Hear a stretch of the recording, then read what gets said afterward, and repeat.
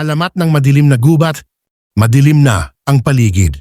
Ang tatlong magkaibigan, sina Andoy, Kiko at Tonton ay naglalakad pa uwi matapos maglaro. Malapit na sila sa isang makapal na gubat nang mapansin ni Andoy ang malamig na simoy ng hangin. Andoy, mahinang bulong. Parang ang tahimik ng paligid, parang may nakatingin sa atin. Napalingon si Kiko sa madilim na gubat, saka ngumisi. Kiko, tumatawa. Takot ka, edi huwag kang tumingin. Ngunit hindi matawa-tawa si Tonton. Sa gilid ng kanyang mata, may naaninag siyang anino sa pagitan ng mga puno. Malalaki, pulang mata, at isang aninong gumagalaw sa dilim. Tonton, mahinang bulong.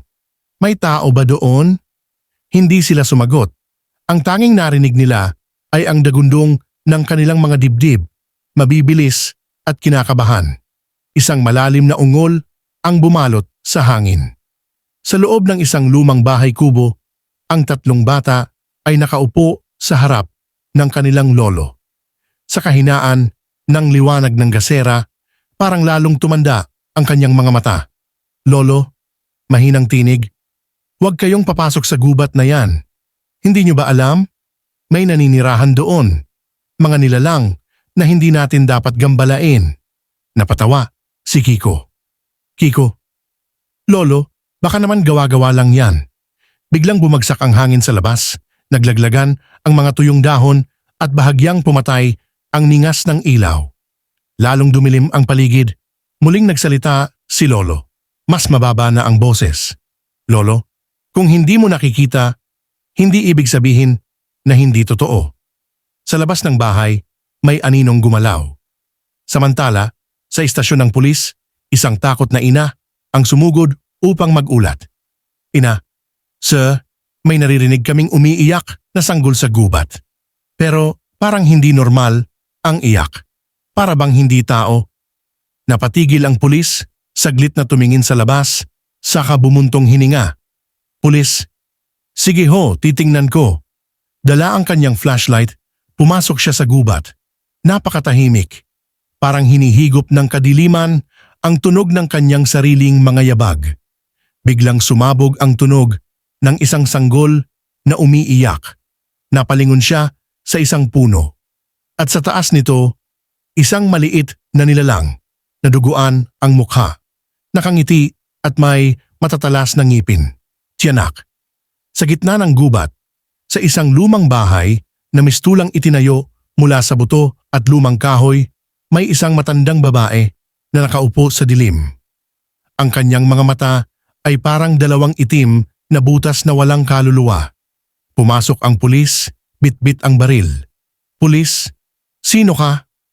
Ano tong lugar na to? Dahan-dahan siyang tumayo, ang mangkukulam at ngumiti. Ang kanyang ngipin ay itim at mabulok. Mangkukulam, malamig ang boses. Matagal na kitang hinihintay. Binata, biglang bumaliktad ang kanyang ulo.